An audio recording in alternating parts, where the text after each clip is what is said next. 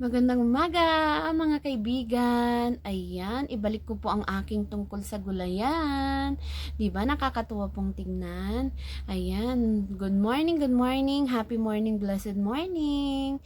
Ayan, pero sa parte ng ating mga magsasaka, mga kaibigan, hindi po happy ang kanilang morning. Ayan po.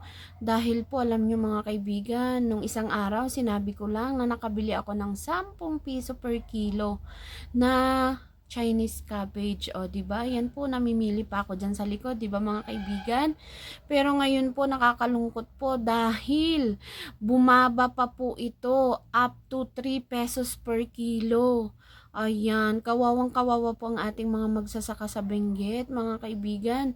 Hindi man lang po nila nabawi ang kanilang mga puhunan sa kanilang pagsasaka. Di po ba? Yun po ang nakakalungkot na balita na gusto ko pong sabihin sa inyo mga kaibigan.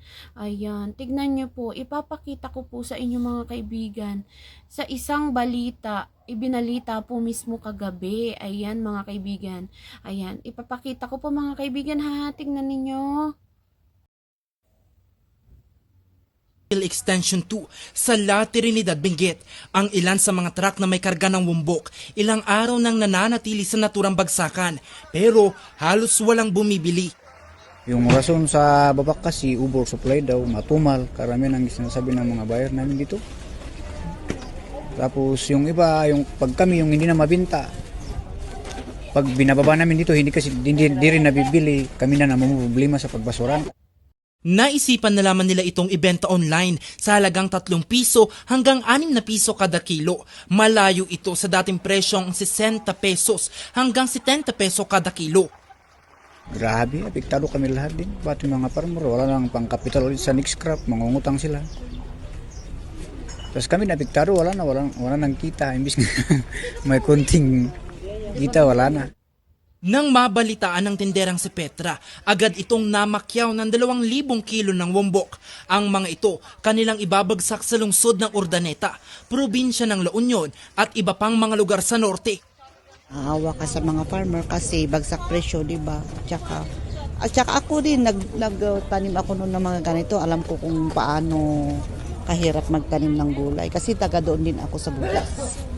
Kaya nakita ko mga ito, di magtutulungan magbenta para hindi sayang naman na tinatapon lang kung saan-saan.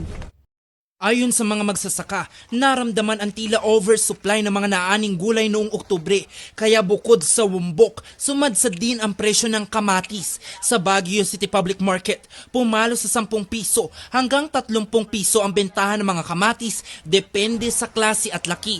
Sa loob ng 3 dekadang pagtitinda, ngayon lamang naranasan ng tinderang si Olive ang ganitong presyo. Oo naman.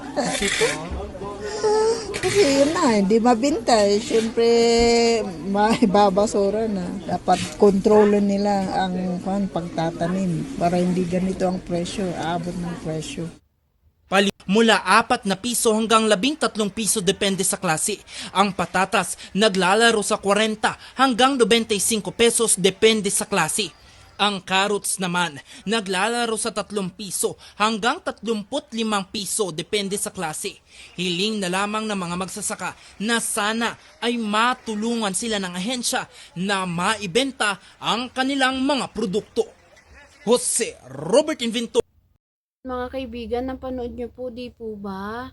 Ayan, kaya sa lahat po ng magiging customer po nila at sa mga turista na aakyat pa po dito para mamili ng gulay, ayan, wag na po kayong tumawad mga kaibigan. Kasi po, luging-lugi na po sila. Ayan. Thank you mga kaibigan sa panonood. Maraming salamat. At syempre sa aking kinuhanan ng video, R. Angelson, thank you so much. Ayan. Magandang umaga po sa lahat.